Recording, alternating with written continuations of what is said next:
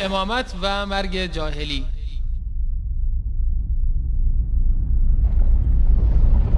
دلیل بعدی در اینجا حدیث من مات بلا امام مات میتة جاهلیه هست. خب مسلم میگه من مات ولیس فی عنقه بیعت مات میتة جاهلیه. اگر بیعت امام در گردن هر کسی نباشد بمیرد، اون چیه؟ به مرگ جاهلی مرده، یعنی بدون دین از دنیا رفته. آیا امامت اگر از فروع دین هست، یعنی کسی فروع دین را عمل نکرد خارج از اسلام از دنیا میره یا نه؟ این دلالت میکنه امامت از اصوله، این که حرف ما نیست. که خود آقای احمد ابن حنبل که با سند صحیح میگه من مات به غیر امام مات میتة جاهلیه. بینندگان عزیز، آخوندهای رافضی بعد از این که از آوردن یک دلیل صریح و واضح بر این که امامت اصل دین است عاجز ماندند، دست به تحریف و تأویل معانی نصوص زدند و به نصوصی استدلال نمودند که دارای چند معنی بوده و صراحتی بر امر ندارد. همان گونه که این آخوند رافضی طبق عادت همیشگی خود می‌خواهد به تحریف نصوص اهل سنت بپردازد و چیزهایی را به اهل سنت نسبت دهد که اهل سنت به آن معتقد نیستند.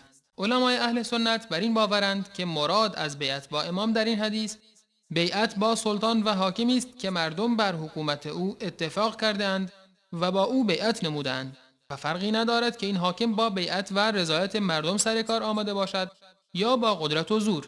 در چنین حالتی اطاعت از این حاکم واجب است مادامی که به گناهی امر نکند.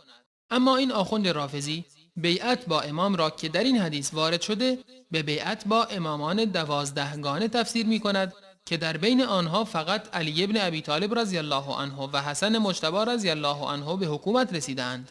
و همچنین مرگ بدون بیعت با امام به این معنی نیست که شخص بدون ایمان از دنیا می رود و کافر است. همان گونه که پیامبر صلی الله علیه و آله و سلم در حدیثی می فرمایند من قتل تحت راية عمیة يدعو عصبية او ينصر عصبية فقتلته جاهلیه. صحیح مسلم جلد 3 صفحه 1487 شماره حدیث 1850. هر کس زیر پرچم کورکورانه به گونه‌ای کشته شود که دعوت و یاری او از روی تعصب باشد، او بر شیوه جاهلیت کشته شده است.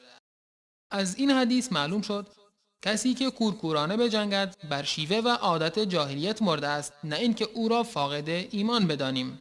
پس منظور آن حدیث شباهت پیدا کردن با عادات جاهلی است، چون عربها در زمان جاهلیت از امیر خاصی اطاعت نمی کردند و این امر باعث اختلاف زیادی می شد و باید گفت که این حدیث در مورد روافض بیشتر صدق دارد، چون همیشه سعی در جدا شدن از عموم مسلمانان دارند و همچنین امام زمان خود را نمی شناسند و ادعا می کنند که محمد بن حسن امام غایب است، کسی که صدها سال است وارد سرداب سامرا شده در حالی که 2 یا 3 یا 5 سال سن داشته است و تا امروز نه کسی او را دیده است و نه اثری از او وجود دارد و هیچ فردی نه شخص او را می شناسد و نه صفات او را و معتقدند که چنین شخص مجهولی امام زمانشان است و همگان می دانند که این نوع شناخت صحیحی نیست و شناختی انسان را از جاهلیت خارج می کند که به وسیله آن اجتماع مسلمانان صورت گیرد و فرامین او مورد اطاعت قرار گیرد.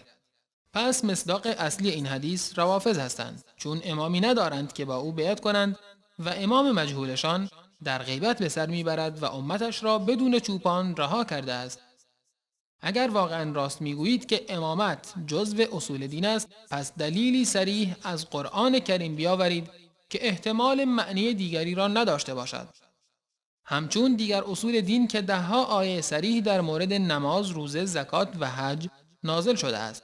آیا معقول است که امامت رکنی اساسی از ارکان اسلام باشد و انسان بدون اعتقاد به آن کافر گردد، ولی حتی یک آیه یا جزئی از آیه دلالت صریحی بر این رکن اساسی نداشته باشد؟